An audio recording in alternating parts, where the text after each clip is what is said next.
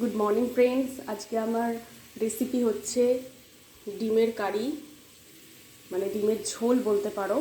তো আমি তার জন্য আলুটাকে ভেজে নিচ্ছি, এখানে ডিমটা সেদ্ধ করে রেখেছি। আর এখানে আমি একটা মশলা করে রেখেছি, সেটার মধ্যে আছে হচ্ছে দুটো পেঁয়াজ, সাত কোয়া রসুন, একটা ছোট আদা, দুটো দারচিনি, দুটো লবঙ্গ, আর হচ্ছে দুটো এলাচ, আর চারটে কাঁচা লঙ্কা দিয়ে এই মশলাটা পেস্ট করে রেখেছি। আর এর মধ্যে একটা ছোট টমেটোও মিশিয়েছি। তো চলো বন্ধুরা, আমি ধীরে ধীরে ডিমের ঝোলের রেসিপিটা তোমাদের সাথে শেয়ার করছি।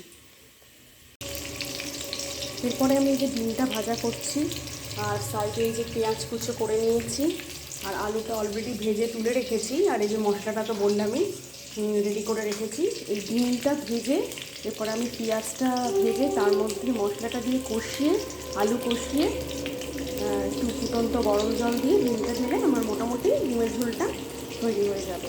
তো ধীরে ধীরে চলো আমরা দেখছি কীভাবে আমি রেসিপিটা করি। আর ডিমটা আমরা কিন্তু খুব বেশি ভাজবো না, একটু হালকা ব্রাউন কালার চলে আসলে আমরা ডিমটা নামিয়ে রাখবো।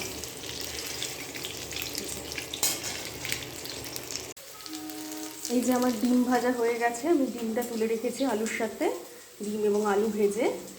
আর এখন আমি তেলের মধ্যে পেঁয়াজটা দিয়ে একটু লাল ব্রাউন কালার যতক্ষণ না ধরবে ততক্ষণ এটাকে ফ্রাই করে নেব। তারপরে যখন একটু ব্রাউন কালারটা ধরবে তখন আমরা এই মশলাটা দিয়ে ভালো করে কষিয়ে নেব। আর তার মধ্যে দেব নুন, হলুদ, লঙ্কার গুঁড়ো, সামান্য একটু জিরের গুঁড়ো, আর সামান্য 2-4 কোয়া চিনি। তাহলে মশলাটা যখন কষবে তার সাথে সাথে কালারটাও ধরবে, আর পুরো মশলাটা মজে গিয়ে তেল বেরোতে শুরু করবে। চলো ফ্রেন্ডস, আমরা আস্তে আস্তে দেখাচ্ছি।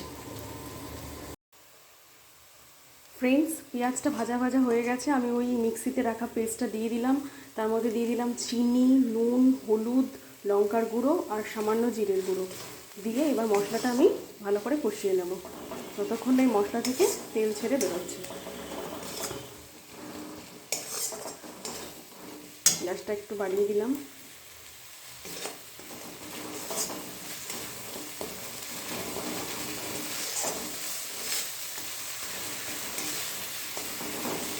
আর এই সাইডে আমি একটু গরম জল বসিয়ে দিলাম। মিক্সিতে থাকা যে লেগে থাকা যে মশলা সেটা ভালো করে ধুয়ে, আর যা রয়েছে সেগুলো সব ধুয়ে টুয়ে একটু গরম জল এখানে বসিয়ে দিলাম। কষানো হয়ে গেলে এই গরম জলটা ঢেলে ঝোলটা তৈরি করা হবে। গরম জল দিলে খাবারের টেস্টটা খুব ভালো হয়।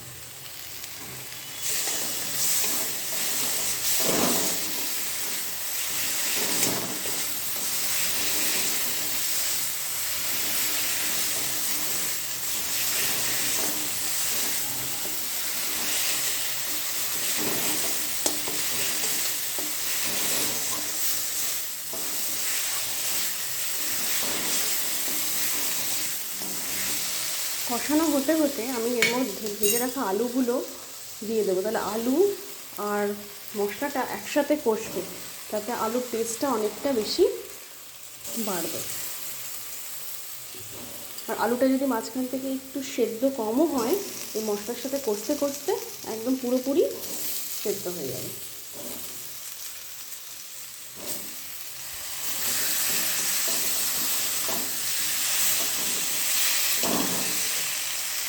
আমি এবার আলু আর মশলাটা একসাথে কষতে দিলাম। আস্তে একদম মানে গ্যাসটা একদম লো ফ্লেমে করে দিলাম। এবার আস্তে আস্তে কষে যখন তেল বেরোবে তখন এর মধ্যে গরম জল দিয়ে ফুটিয়ে ডিমটা দিয়ে ফুটিয়ে দিলাম। চলো ধীরে ধীরে আমার রেসিপিটা দেখছি। এই যে আলু আর মশলাটা ভালো করে কষে এসছে, মোটামুটি গা থেকে তেল ছেড়ে দিয়েছে। এবারে আমি কি করব, এই যে সাইডে যে গরম জলটা করে রেখেছিলাম এই গরম জলটা ঢেলে দিয়ে দেবো।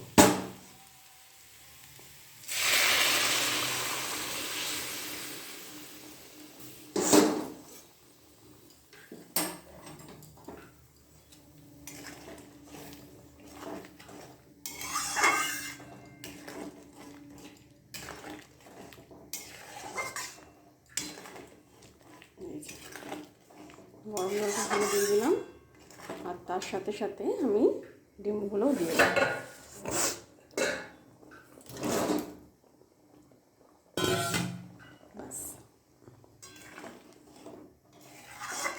এবার 5 মিনিট ফুটিয়ে ডিমের ঝোলটা নামিয়ে রাখবো। দেখো বন্ধুরা, আমার এই যে ডিমের ঝোল হচ্ছে। এবার এটাকে আমি 5 মিনিটের জন্য ফুটিয়ে তারপরে আমি এটাকে খাবারের জন্য সার্ভ করব।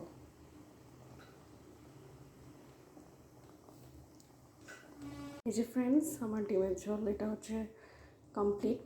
আলুগুলো সব সুন্দর সেদ্ধ হয়ে গেছে। ব্যাস, এবার আমি আস্তে আস্তে এটাকে নামিয়ে নেব। তো বন্ধুরা, ভিডিওটা ভালো লাগলে শেয়ার করো, সাবস্ক্রাইব করো আর আমার চ্যানেলটার পাশে থেকো প্লিজ।